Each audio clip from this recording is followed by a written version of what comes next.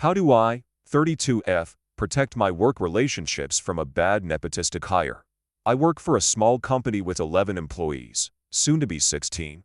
I like my job and most everyone I work with, bar one member of the senior team I'll call Gavin, 40M. Gavin isn't the top of the food chain, but he has a lot of clout, as the CEO really likes him and handpicked him to join the company based on their past relationship. Most of the people at my company have worked with each other before in past roles, or know each other personally. Hiring friends is the norm, though I'm one of the few outsiders. This hasn't been an issue at all up until recently, when Gavin hired his wife Donna, F39, to work part-time at the company and asked her to work on some of my projects without consulting me first. I only found out she was going to share projects with me on the day she started.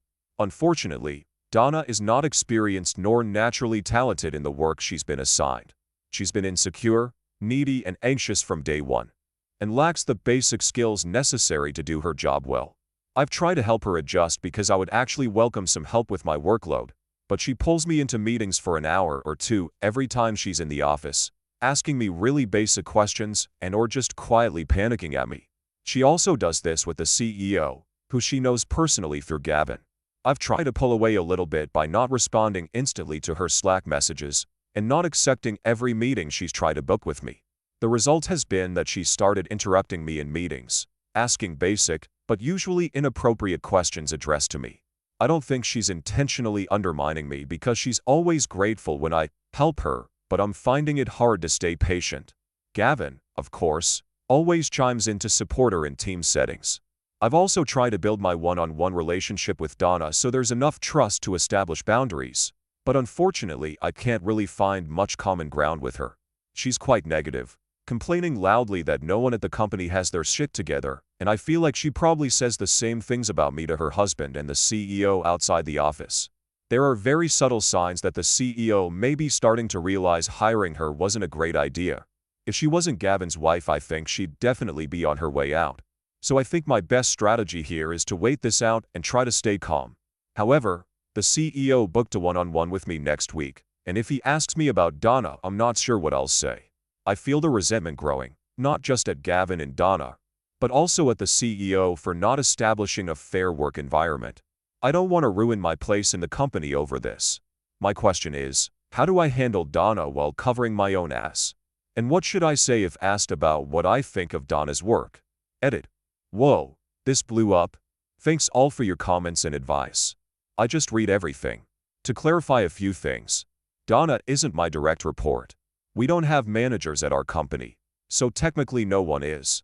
I wasn't asked to train her, but when I found out on her first day she'd been told to support some of my projects, I sort of had to step in.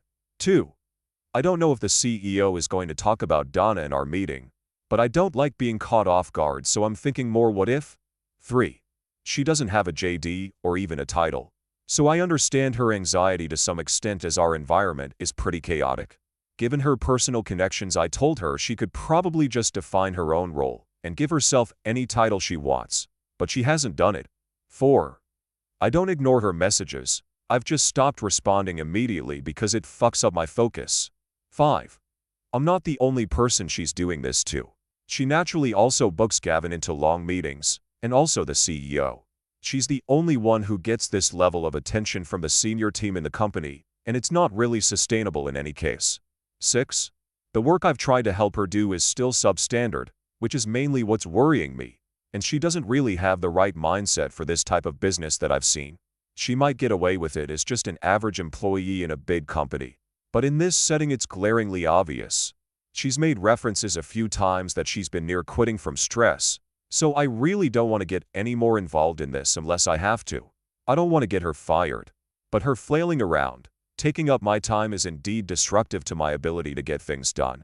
Especially right now because I have additional project work on top of my daily responsibilities. I would just talk to her, but I'm afraid she'll take it totally the wrong way because she's so wound up, and I already have a not great relationship with her husband, so I don't want any of that backsplash. I think my best case scenario is that the CEO takes over her coaching completely if he wants her to stay. I don't feel like I can really ask for that directly, but maybe I could angle for it. TLDR. Senior colleague hired his wife to join my team and she sucks. How do I manage the relationship with her and minimize collateral damage to my own relationship with other colleagues who are friends with her? Comment. A lot of these answers are in the cultural vein of larger companies.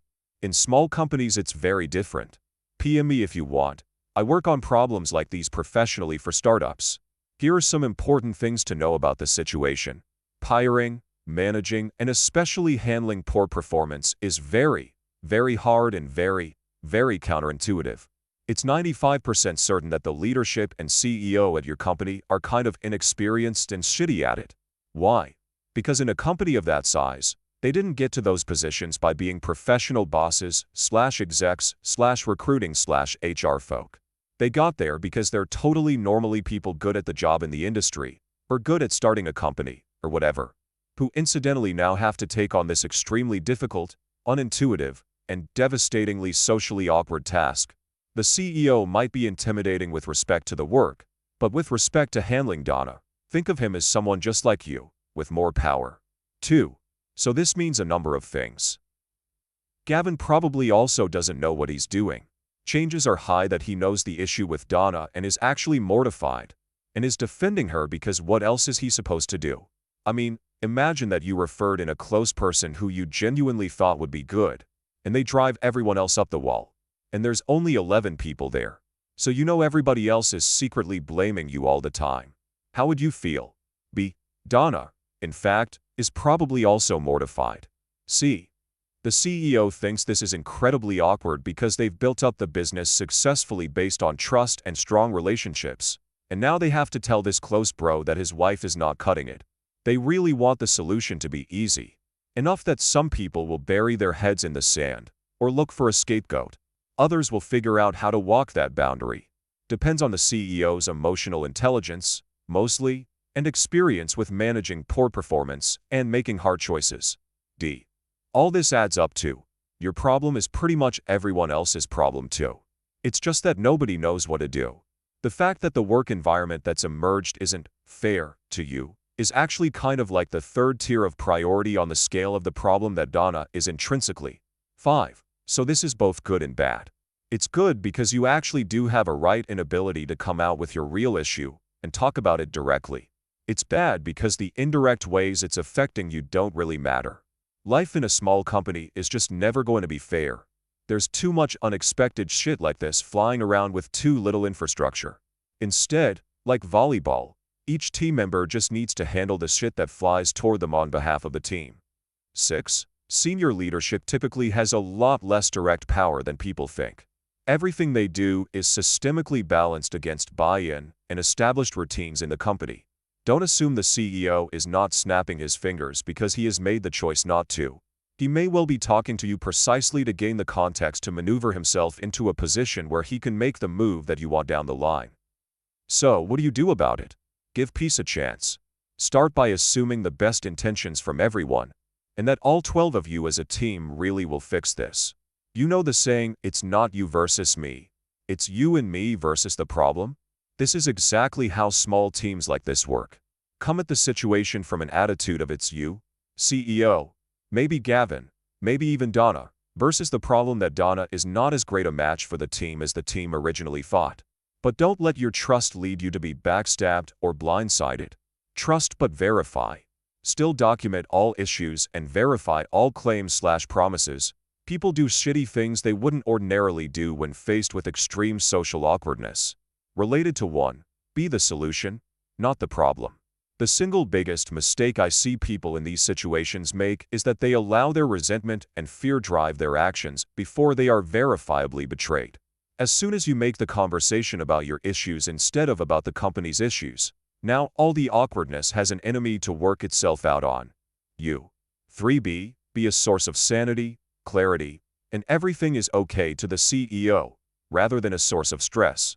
If he experiences you as another source of issues to be solved, as mentioned before, your problems are so much smaller than the problem of Donna that he's going to both feel like he has to resolve Donna without you, and also avoid you until he's ready to handle you. This is a permanent loss of status. 4. Framing is everything. Frame the Donna issue by taking the guilt and awkwardness about it. Come up with a way to present it that shows genuine support of both Gavin and Donna. because the CEO can't afford to lose Gavin on this. Give everyone an elegant, empathic, happy out tone of voice really matters. Specifically, be the person who puts welcome, acceptable, relieved to say out loud words to the nagging discomfort the CEO is feeling. While representing your side of this, of course, still don't overstep your role. A strict example. So, honestly, the past few months have been challenging. Donna is positive descriptors, but she also comes from a different skill set. I see her career in this space as being more optimized toward different reasonable career direction for her that's true, like customer-facing relationships or systems-based rather than project-based work, then tactful description of what you do that Donna is shit at. I've worked with her a lot, a way of saying teach her stuff that is tactful but clear because it uses specific examples of how basic it is, such as show her slides, show her the X system. In that time, it takes 1/3 to 1/2 my time to collaborate with her. More detail on how your work is affected from a company-first perspective, like, I don't have enough time to output more than 10 widgets a day. Donna is concerned about reframing of criticisms she's leveled at you that makes it sound like you're the adult putting her criticisms into the context of her own development, that also resonates with what's likely to annoy the CEO, such as how thorough our documentation is, which is what makes me think that she's more culturally adapted to something that you're culturally not, that you know the CEO will stand behind, like a big company or a lower-risk environment. She's also expressed to me a lot of times how much all this is stressing her out. Do you think she might be happier/more successful if we tried to, whatever you think you can get away with? Anything from partner her on Gavin's projects instead, to find a role at competitor. Short version. Your script should describe your experience in terms of what's good for the company. Frame Donna's poor fit with respect to the parts where you collaborate in terms that the CEO resonates with. Be fundamentally benevolent toward Donna and Gavin. OP response. This is the comment that I think has resonated most with me so far. I'm sure at this point Donna realizes this is not a good situation. In fact, she realized it almost before she even started the job based on her behavior. In the past, Gavin has behaved in ways that show a lack of self-awareness, so I'm not sure to what extent he feels accountable for this situation. It wouldn't surprise me if he was worried way more about her panicking than her actual performance. However, it's at the level where she sometimes asks the CTO or me how to use her computer because it's a make she's never used before, rather than just Googling the info herself. She's entitled for sure. We actually had an outsider in the company with a similar, but not quite as bad work ethics/level of experience as Donna, who was fired for incompetence after about 6 months, and Gavin was the one leading the call for her head, so to speak. He's also called me out publicly on occasions where he's thought I've been wrong about stuff, and only the CEO has ever stood up for me. So it's hard not to feel resentment towards him as this unfolds. Still, I don't know what goes on behind the scenes, and it's relatively early days. I think in this case Gavin will try to avoid getting involved in any hiring/firing decision about Donna.